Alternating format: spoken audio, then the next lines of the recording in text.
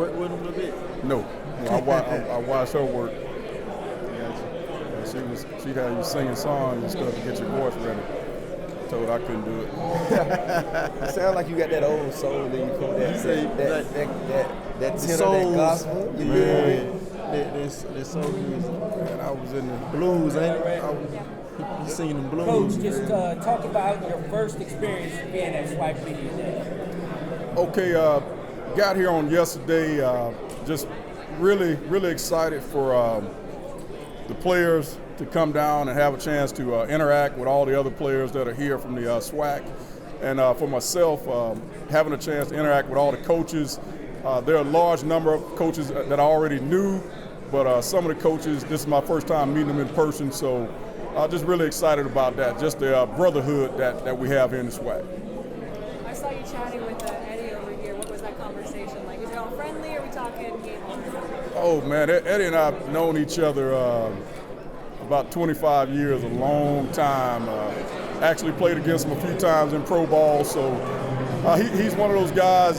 He's actually right now, he's the longest tenured coach in the SWAC, so I was hoping he'd give me a little bit of advice. What did he give you, Eddie? What did he say? I don't think I can tell you that.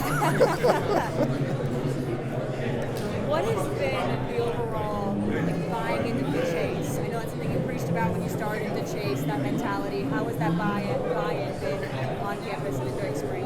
I think it's been great, and I think these players, they talk about it every day. Some people would say they do, and they really do. They talk about it, but they understand that they're chasing the best in them. They're trying to be the best players they can be each and every day, trying to be the best people they can be on the field, off the field, in the classroom, in the community, and we've got two young men right here that personify that. Both of these young men. Cornelius Brown right here, he's a grad, he's working on his MBA. Same thing right here for Demetrius Biambi, he's one of our linebackers. He's also a grad working on his MBA, so they definitely personify what the chase is all about. Did it take time for you to buy in, or was it kind of an immediate grasp onto that mentality? It's funny. I felt like the buy-in was pretty early. I really do. I think the success that myself and a number of my coaches that we brought from Miles College, the success we had, I think the players were excited to get us there, and the fact that we've won games, we won championships. I think that helped in getting guys to buy in. You've got a couple of guys all vying for that starting quarterback role. What is it that you want to see that will indicate, that's the guy that I want to get the job to? Well, there are a number of things that you want to see, but obviously Cornelius Brown, he's right here with us, quad, and he's shown a lot. He showed a lot during spring practice, came out of spring practice as our number one quarterback, but some of the qualities, obviously, it starts with leadership, and he's not only shown leadership to our offensive team, but also to our team as a whole. He's really been a great leader in the off season, all the way through the summer. And some of our young guys had good springs, but we've all got a lot of work to do, and there's some things that Quad really wants to work on and improve on for the season. So, but we like competition, and I think college football has gotten to the point where we're trying to acquire talent to have the best teams that we can have, and to create competition that makes us better. Coach, you're from the Birmingham area, played down the road at Tuscaloosa, coached in the high school ranks locally or whatever, coached at Miles, now you're at Alabama A&M. How much does really that state of Alabama connection kind of help you when it comes to coaching some of these kids that may have played against their parents, or recruiting, or those high school guys that you went up against? How much does it all come full circle and help you out with that? It helps a lot. I'll give you an example. Well, obviously, Biambi, he's from the Miami area, South Florida, so I don't have a lot of ties there. But, you take Cornelius Brown, his father's from West End. I'm from the same area, same neck of the woods in Birmingham as his father. And actually, he attended my high school for a year. A lot of people don't know that before going on and going to Calera High School.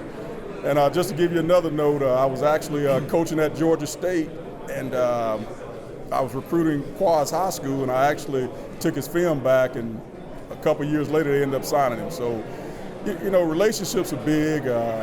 If you don't believe they're big, then you're missing the boat, but relationships are really important. You kind of talk about, being in the role of an HBCU football coach now on the D1 level? You were at Miles for a number of years in the SIAC. Now you're in the SWAC.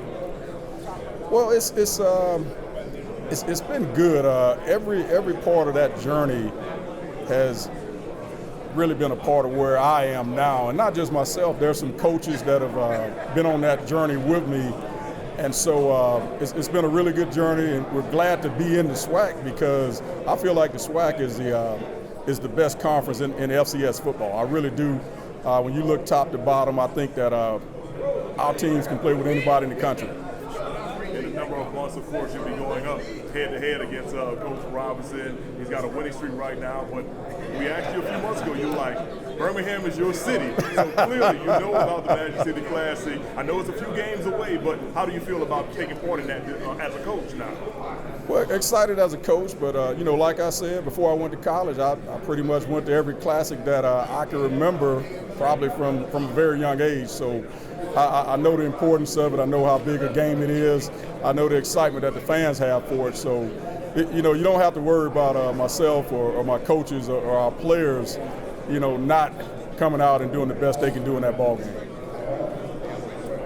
One other question I really have to ask would be, how's the offseason been for you, your staff, and these players to get ready for preseason camp in a few weeks?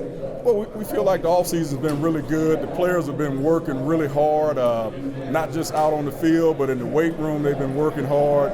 In the classroom, the amount of time that we get to spend with them in the classroom has really been good. So we feel like we're going to be able to hit the ground running when training camp starts. You opened the year on the road at Arkansas, if I'm correct. It's a big game to start the year.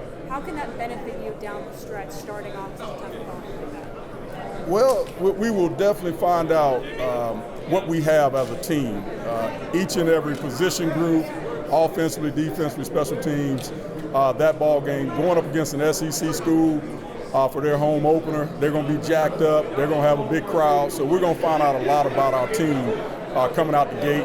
And I'm good with that because that's going to help us as we move into the rest of the season. We appreciate you, Coach. Right.